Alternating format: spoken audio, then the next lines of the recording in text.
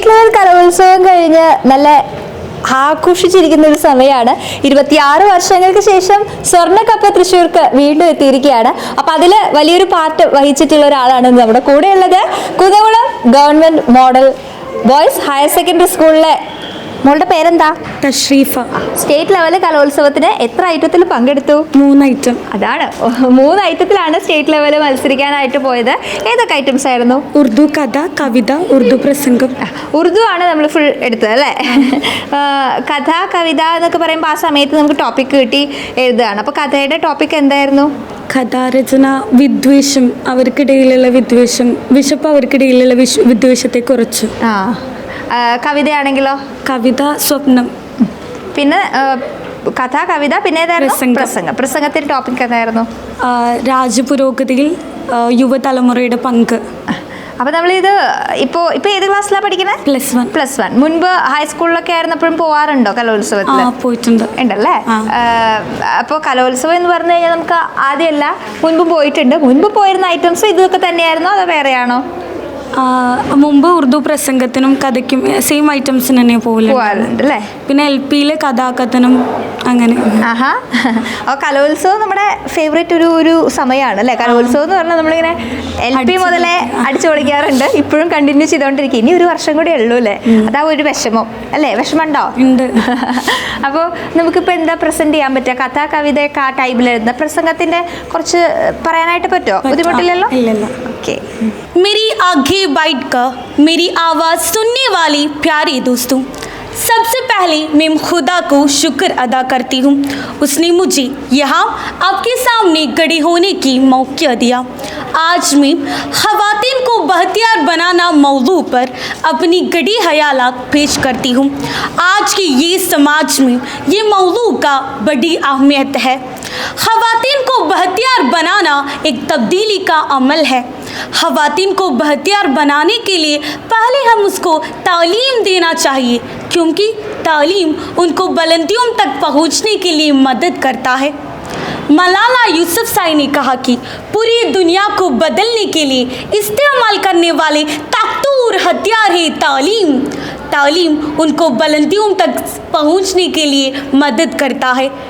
ख़वातीन को बहतियार बनाने का अगला कदम मजदूरी है. मजदूरी एक औरत को मजबूत होता है. मजदूरी एक औरत को खुद मुहतार बनता है. अगर एक औरत मुहतार होनी तो दूसरे से पैसे मांगने की ज़रूरत नहीं है.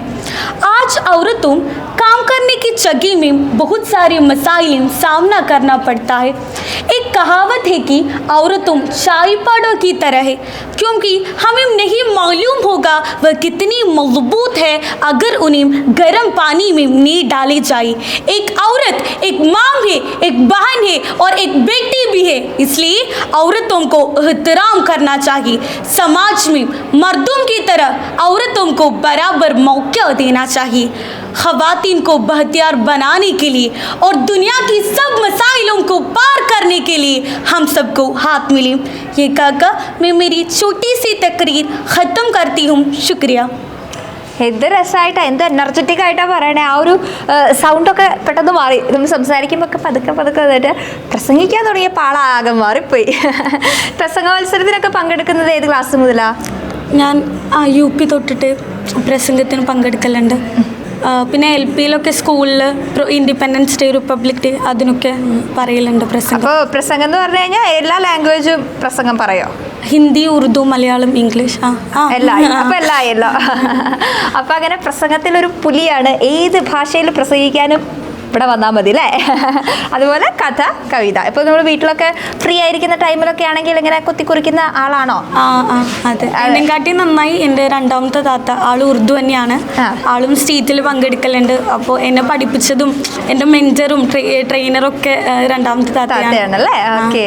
അപ്പോൾ താത്ത കലോത്സവത്തിന് പോകുന്ന കണ്ടിട്ടായിരിക്കും നമ്മൾ ഇങ്ങനെ പോകുന്ന ഒരു പരിപാടി ഉണ്ട്, അടിപൊളിയാണ് എന്നൊക്കെ നമുക്ക് ഒരു ഫീൽ ഉണ്ടായത്, ഇൻസ്പിറേഷൻ കിട്ടിയത് താത്തയുടെ കയ്യിൽ നിന്നാവും അല്ലേ? ഓക്കെ. അപ്പോൾ ഈ പറഞ്ഞതുപോലെ വെറുതെ ഇരിക്കുന്ന സമയത്ത് എഴുത്ത് അങ്ങനെയൊക്കെ ആയിട്ട് കുറേ എഴുത്തൊക്കെ ഉണ്ടാവുമല്ലോ അപ്പോൾ കയ്യിൽ? കുറേ ഒന്നുമില്ലെങ്കിലും കുറച്ചുണ്ട്. ഞാൻ ഇപ്പോൾ ഹൈസ്കൂൾ ഒരു 9th എത്തിയ സമയത്ത് കൊറോണയുടെ സമയത്താണ് ഞാൻ ഇങ്ങനെ എഴുത്ത് എക്സ്ട്രാ കരിക്കുലർ കുറച്ചും കൂടി നോക്കണത്. അപ്പോഴാണ് ഞാൻ ആകെ UP-യിൽ മാത്രം ഉറുദു പഠിച്ചിട്ടുള്ളൂ. ഹൈസ്കൂൾ ഹയർ സെക്കൻഡറി ഒന്നും പഠിച്ചിട്ടില്ല. അപ്പോൾ ഞാൻ കൊറോണയുടെ സമയത്ത് എന്തെങ്കിലും ഒരു ലാംഗ്വേജ് പഠിക്കാം, പുതുതായിട്ട് എന്തെങ്കിലും ചെയ്യാം എന്നൊക്കെ വിചാരിച്ചിട്ട് രണ്ടാമത്തെ താത്തോട് പറഞ്ഞപ്പോൾ ആളാണ് എനിക്ക് ഉറുദു പഠിപ്പിച്ചതും. ഇങ്ങനെ ആദ്യം ഭാഷ പഠിച്ചു, പിന്നെ മെല്ലെ മെല്ലെ മെല്ലെ കുറച്ച് എഴുതി അങ്ങനെ ആ ഒരു 8th 9th പീരീഡിലാണ് ഈ കഥയും കവിതയും ഉപന്യാസമൊക്കെ ഒന്ന് എഴുതാനൊക്കെ തുടങ്ങിയത് ഉറുദുവിൽ. അപ്പോൾ കൊറോണ ടൈം നമ്മൾ ശരിക്കും യൂട്ടിലൈസ് ചെയ്തു അല്ലേ? ഇപ്പോൾ ഉറുദു ആണെങ്കിൽ ഇപ്പോൾ കേൾക്കുന്ന സമയത്ത് ഒരു ഹിന്ദി ടച്ചൊക്കെ ഉണ്ട്. നമുക്കങ്ങനെ കേൾക്കുമ്പോൾ മനസ്സിലാവുന്നുണ്ട് എന്താണ് ഉദ്ദേശിക്കുന്നതെന്നൊക്കെ മനസ്സിലാവുന്നുണ്ട്. ഉറുദു അറിയില്ലെങ്കിലും മനസ്സിലാവുന്നുണ്ടെന്ന് പറയാം. അപ്പം എന്തായാലും നല്ല രസമായിട്ട് പ്രസംഗിച്ചു. ഇതുപോലെ രസമായിട്ട് കവിതയും കഥയൊക്കെ എഴുതുന്ന ആളാണ്. അതാണല്ലോ സ്റ്റേറ്റ് ലെവൽ വരെ എത്തിയത്. അപ്പോൾ ഇനിയും എന്തായാലും ഒരുപാട് എഴുതുക, ഒരുപാട് പ്രസംഗിക്കുക. അങ്ങനെ ഇനി നമുക്ക് വീണ്ടും പല വേദികളിലും കാണാം. Okay, all the best. Thank U. Kunnamkulam government model boys സ്കൂളിലെ മറ്റൊരു മിടുക്കിയാണ് ഇപ്പം എൻ്റെ കൂടെ ഉള്ളത്. കലോത്സവത്തിന് നമ്മുടെ സ്റ്റേറ്റ് ലെവല് ഉറുദു ക്വിസ് മത്സരത്തിന് പങ്കെടുത്ത് വന്നിട്ടുള്ള ആളാണ്. A ഗ്രേഡുമായിട്ടാണ് തിരിച്ചെത്തിയിട്ടുള്ളത്. എങ്ങനെയുണ്ടായിരുന്നു ക്വിസ് മത്സരം? കുഴപ്പമുണ്ടായിരുന്നില്ല, എളുപ്പമായിരുന്നു. അങ്ങനെ നല്ല ഈസി ആയിരുന്നു. അവളുടെ പേരെന്താ? ഐഷ ഹിസാന. ഐഷ ഇപ്പോൾ ക്വിസ് മത്സരത്തിനൊക്കെ പങ്കെടുക്കുക എന്ന് പറയുമ്പോൾ ചെറുപ്പം മുതലേ തുടങ്ങിയിട്ടുണ്ടാവും അല്ലേ? UP മുതൽ പോവലുണ്ടായിരുന്നു. പിന്നെ ഹൈസ്കൂളിൽ കലോത്സവത്തിൽ ക്വിസ് ഇല്ല. അപ്പോൾ ടാലന്റ് ടെസ്റ്റിന് ഇങ്ങനെ പുറത്ത് പോവുക ചെയ്തിരുന്നു. അതും സ്റ്റേറ്റ് വരെ എത്തിയിട്ടുണ്ടായിരുന്നു. പിന്നെ +1 സ്റ്റേറ്റ് എത്തി, ഇത് +2 സ്റ്റേറ്റ്. അപ്പോൾ നമ്മുടെ കലോത്സവം ഇതോടുകൂടെ തീരുകയാണ്. ആ തീരുന്ന വർഷം നമുക്ക് എന്തായാലും സ്റ്റേറ്റ് ലെവൽ വരെ പോകാനും പറ്റി, പിന്നെ കപ്പും കിട്ടി ഈ പ്രാവശ്യം. അങ്ങനെ ഒരു പ്രത്യേകത കൂടെ ഉണ്ടല്ലേ? അപ്പോൾ ഈ ഒരു ഉറുദു എന്ന് പറയുമ്പോൾ ക്വിസിന് വരിക ഉറുദു റിലേറ്റഡ് ക്വസ്റ്റ്യൻസ് ആണോ അതോ ജനറൽ നോളേജ് അങ്ങനത്തെ എല്ലാം വരുമോ? ജനറൽ ഉണ്ട്, ലിറ്ററേച്ചർ ഉണ്ട്, അങ്ങനെ എല്ലാതും ഉണ്ട്. അപ്പൊ എല്ലാം അറിഞ്ഞിരിക്കണം. അപ്പോൾ ഉറുദു ലാംഗ്വേജിലായിരിക്കും എന്ന് മാത്രല്ലേ? ഉറുദു ലാംഗ്വേജിൽ, പിന്നെ കുറച്ച് Urdu literature, 50% general knowledge, 25 literature, അങ്ങനെ ഇട്ട് അങ്ങനെ പാട്ട് ചെയ്തിട്ട് അപ്പൊ നമ്മൾ അതിങ്ങനെ എല്ലാം 20 ക്വസ്റ്റ്യൻസ് ആയിരിക്കും. അപ്പൊ നമ്മൾ ആ ഒരു രീതിയിൽ എല്ലാം പഠിച്ചു പോയാൽ മാത്രമേ ക്വിസ് എങ്ങനെയാ നമുക്ക് കേട്ടിട്ട് എഴുതുന്ന ടൈപ്പാണോ കൈപ്പൊക്കി ആൻസർ പറയുന്ന ക്വസ്റ്റ്യൻ ചോദിച്ചിട്ട് 2 മിനിറ്റ് തന്നിട്ട് നമ്മൾ എഴുതുക. പിന്നെ പെൻ ഡൗൺ പറയുമ്പോൾ കറക്റ്റ് ആൻസർ പറഞ്ഞു കഴിഞ്ഞിട്ടുണ്ടെങ്കിൽ ടിക്കറ്റ് തരാം. അങ്ങനെയാണല്ലേ? ഓക്കെ. അപ്പോൾ നമ്മൾ മുൻപും പോയിട്ടുണ്ടല്ലോ മത്സരങ്ങൾക്ക്. അപ്പോൾ കഴിഞ്ഞ വർഷം പോയിട്ടുണ്ടായിരുന്നു +1? കഴിഞ്ഞ വർഷം ഉറുദു ക്വിസും ഉറുദു ഉപന്യാസത്തിനും A ഗ്രേഡ് ഉണ്ട്. സ്റ്റേറ്റ് ലെവലിൽ പോയിട്ടുണ്ട്.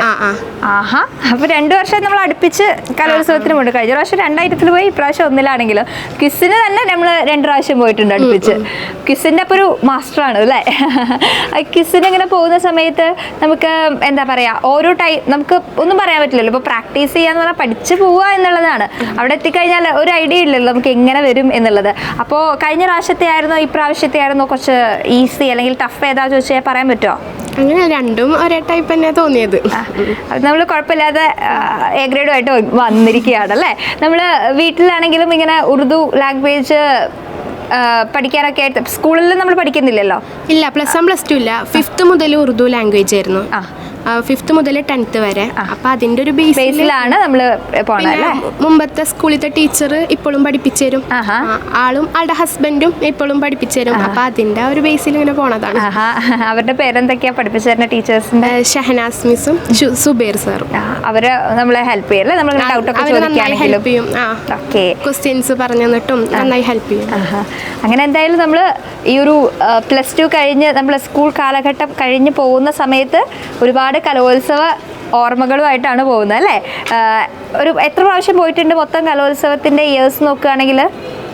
അങ്ങനെ വെച്ചാൽ 8th 9th പിന്നെ കോവിഡ് ആയിരുന്നല്ലോ. അങ്ങനെ ഒരു പ്രശ്നം ഉണ്ടല്ലോ അല്ലേ?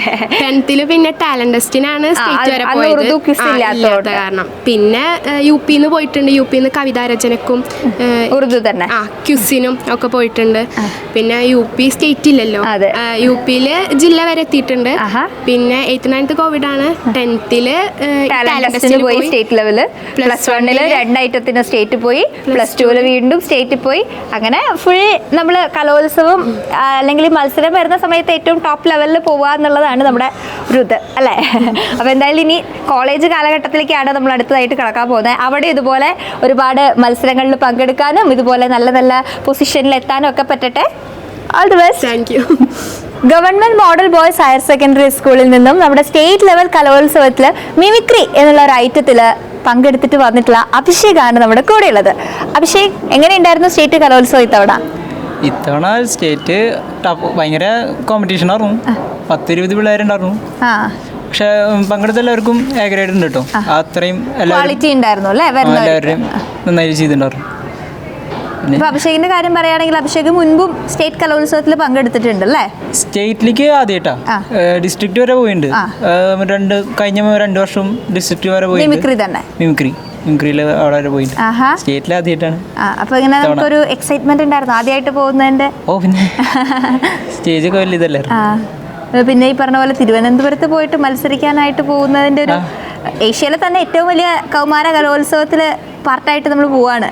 അപ്പൊ അതിന്റെ ഒരു ഇതൊക്കെ ഉണ്ടായിരുന്നു അല്ലേ? ടെൻഷൻ ഉണ്ടായിരുന്നോ? ചെറുതായിട്ട് എടുത്ത് കഴിഞ്ഞപ്പോ കുഴപ്പമില്ലായിരുന്നു. നമ്മള് മിമിക്രി എന്ന് പറഞ്ഞ ഒരു ഫീൽഡിലേക്ക് എത്തിയിട്ട് എപ്പം മുതൽ ആ ഒരു ഫീൽഡിൽ എത്തിയത്? അച്ഛൻ മിമിക്രി ചെയ്യുന്ന ആളാ. അപ്പോൾ അച്ഛനാണ് ഗുരു. അങ്ങനെയാണ് ഞാൻ മിമിക്രി. ചെറുപ്പം മുതലേ കാണുമ്പോഴൊക്കെ ട്രൈ ചെയ്ത് നോക്കുന്നുണ്ടാവുമല്ലേ? ഇങ്ങനെ ഓരോന്നൊക്കെ ഓരോ സൗണ്ടൊക്കെ എടുക്കാനൊക്കെ ആയിട്ട് നോക്കിയിട്ടുണ്ടാവും അല്ലേ? അങ്ങനെ ചെറിയ അങ്ങനെ. പിന്നെ അച്ഛൻ്റെ ഒരു അതും കൂടെ ആയപ്പോൾ നമ്മളങ്ങനെ മത്സരിക്കാനുള്ള ലെവലെത്തി. ഇപ്പോൾ +1 അഭിഷേക്. ഇപ്പോൾ മിമിക്രി ചെയ്യുന്ന സമയത്ത് ആരുടെയൊക്കെ സൗണ്ടാണ് എടുക്കുക? എങ്ങനത്തെ സൗണ്ടാണ് ചെയ്യണേ? ഞാൻ ഈ പ്രകൃതിയിലെ സൗണ്ടുകളൊക്കെയാണ്. പിന്നെ ട്രെയിന്, വെടിക്കെട്ട്, അങ്ങനെ പ്ലെയിൻ ലാൻഡ് ചെയ്യുക, അങ്ങനത്തെ സൗണ്ടുകൾ. പിന്നെ സിനിമാ നടന്മാരെ ചെയ്യും, പക്ഷെ അത് കലോത്സവത്തിന് പോകുമ്പോൾ ചെയ്യാറില്ല. കലോത്സവത്തിന് മറ്റേ സൗണ്ടുകളും മാത്രം, സിനിമ നടന്മാരുടെ സൗണ്ടുകൾ എടുക്കാറില്ല. നമ്മളതിന് വേണ്ടിയിട്ട് ഒന്ന് സെറ്റ് ചെയ്തിട്ട് ഒരു തീം പോലെയാണല്ലേ കൊണ്ടുപോയത്. ഇപ്പം നമ്മൾ കലോത്സവത്തിന് ചെയ്തത് ഒന്ന് നമുക്ക് ചെയ്ത് കാണിച്ചു തരാമോ? ചെയ്യാം. നമസ്കാരം.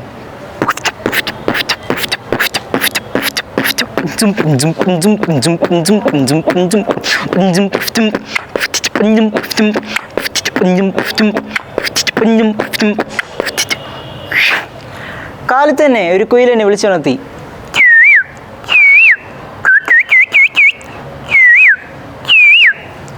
വീട്ടിലൊരു ആട്ടുംകൂടുണ്ടായിരുന്നു. അതിലേക്ക് നമുക്കൊന്ന് കാതോർക്കാം.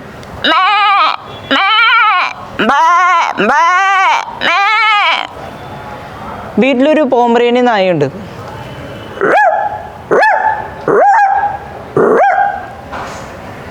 ഡോബർമാൻ്റെ ശബ്ദം ഒന്ന് വേറെയാണ്.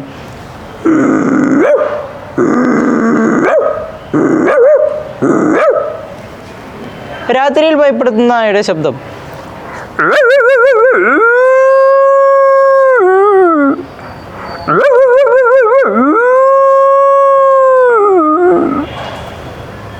ഒരു ട്രെയിൻ കടന്നു പോകുന്നു.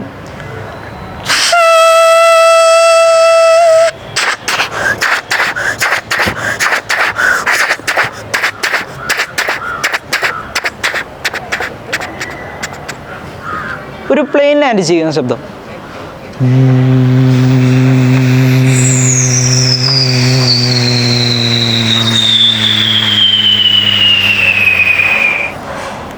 പൂരത്തിൻ്റെ വെടിക്കെട്ട്.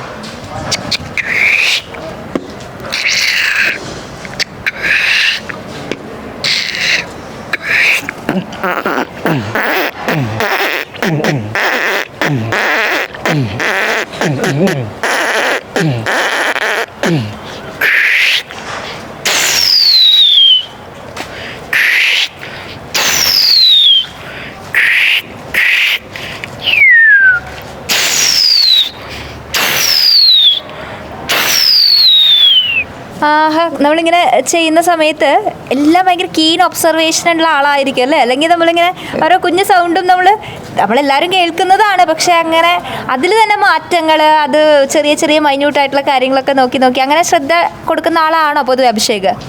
അങ്ങനെ ശ്രദ്ധിക്കാറുണ്ട്. മൊത്തത്തിൽ സൗണ്ടിന്റെ കാര്യങ്ങൾ വരുമ്പോൾ ഒരു ഒബ്സർവേഷൻ ഉണ്ടല്ലേ? അതിപ്പോൾ ഈ കലോത്സവത്തിന് വേണ്ടി ചെയ്യാൻ അല്ലെങ്കിൽ മിമിക്രിക്ക് വേണ്ടിയിട്ടാണോ അത് പണ്ട് മുതലേ ഈ ഒരു ഒബ്സർവേഷൻ ഉണ്ടോ? അത് നമ്മൾ സാധാരണ ശബ്ദങ്ങൾ കേൾക്കുമ്പോൾ ഇത് കൊള്ളാം അങ്ങനെയൊക്കെ തോന്നുമല്ലോ, ഇത് ഇനി നമുക്ക് എടുക്കാൻ പറ്റുമോ, അങ്ങനെ ഒന്ന് നോക്കാറുണ്ടല്ലേ? അപ്പൊ എന്തായാലും നേരത്തെ ആക്ടേഴ്സിന്റെ കുറച്ച് പേരുടെ ചെയ്യുമെന്ന് പറഞ്ഞില്ല, നമുക്ക് അതും കൂടെ കേട്ടാലോ? ആദ്യമായി ജനാർദ്ദനൻ.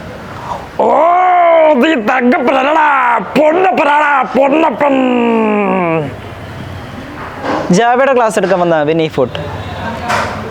സിമ്പിൾ, ജാവ വളരെ സിമ്പിളാണ്, പവർഫുൾ, വളരെ പവർഫുള്ളാണ്, എല്ലാവർക്കും മനസ്സിലാവുന്നുണ്ടോ അല്ലേ? മനസ്സിലായില്ലെങ്കിൽ പറയണം. അഞ്ജലിക്ക് മനസ്സിലായോ? മനസ്സിലായില്ലെങ്കിൽ പറയണം. എല്ലാവരും കേൾക്കാനാണ് പറയുന്നത്, മനസ്സിലായില്ലെങ്കിൽ പറയണം. ഓക്കെ? ഈ അടുത്ത് വൈറലായ റിയാസ് ഖാന്റെ ശബ്ദം. ഭാസ്കര, എല്ലാവർക്കും എന്താ വേണ്ടതെന്ന് വെച്ചാൽ കൊടുക്കുക. കള്ളോ കപ്പയോ കരിമീനോ കൊഞ്ചോ അങ്ങനെ എന്താ വെച്ചാൽ പോരട്ടെ. എല്ലാം എൻ്റെ ചെലവ്. എല്ലാവരും അടിച്ച് കയറി വാ. അഭിഷേക് നല്ല രസമായിട്ട് ചെയ്യുന്നുണ്ട്. നമുക്കത് എന്താ പറയുക, അത് കേൾക്കുമ്പോൾ നമുക്ക് ഒരു ആക്ടറെ നമ്മളത് റെക്കഗ്നൈസ് ചെയ്യുക, അവർ ചെയ്യുമ്പോൾ അത് റെക്കഗ്നൈസ് ചെയ്യുന്നതാണല്ലോ അതിൻ്റെ ഒരു സക്സസ്. അഭിഷേക് ചെയ്തതൊക്കെ നമുക്ക് അങ്ങനെ മനസ്സിൽ ആ ഒരു പിക്ചർ, അവർ ചെയ്ത ആ ഒരു സംഭവം നമ്മുടെ മനസ്സിൽ വരുന്നുണ്ട്. അത് തന്നെയാണ് ആ ഒരു എന്താ പറയുക റിസൾട്ട് എന്ന് പറയുന്നത് അതാണല്ലോ. അപ്പോൾ എന്തായാലും പെർഫെക്റ്റ് ആയിട്ട് ചെയ്യുന്നതുകൊണ്ടാണ് നമുക്കത് അങ്ങനെ കിട്ടുന്നത്. ഇപ്പോൾ അടിച്ചു കയറി വാ വരെ നമ്മൾ ഏറ്റവും റീസെൻ്റ്ലി ആയിട്ട് ഇങ്ങനെ കാണുന്ന കാര്യം വരെ എടുത്ത് ചെയ്യാനായിട്ടുള്ള അഭിഷേക് അത്രയും ഇൻട്രസ്റ്റ് കാണിച്ചിട്ടുണ്ട്. എന്തായാലും നന്നായിട്ടുണ്ട്. ഇനിയും ഒരുപാട് പേരുടെ സൗണ്ട് എടുക്കാനും അതുപോലെ മിമിക്രിയിൽ തന്നെ ഒരുപാട് വേറെ ലെവലിലേക്കൊക്കെ എത്താനായിട്ട് അഭിഷേകിന് പറ്റും. എന്തായാലും ഇനി ഇപ്പോൾ കലോത്സവം നമ്മൾ പറയുമ്പോൾ ഇനി ഒരു വർഷം കൂടെ ഉണ്ട് പോകാനായിട്ട്. അടുത്ത വർഷം സ്റ്റേറ്റ് ലെവലിൽ പോകണം. ഇപ്പോൾ കൊണ്ടുവന്ന പോലെ സ്വർണ്ണ കപ്പുമായിട്ട് വരണം എന്നിട്ട്. Okay, all the best. Thank U.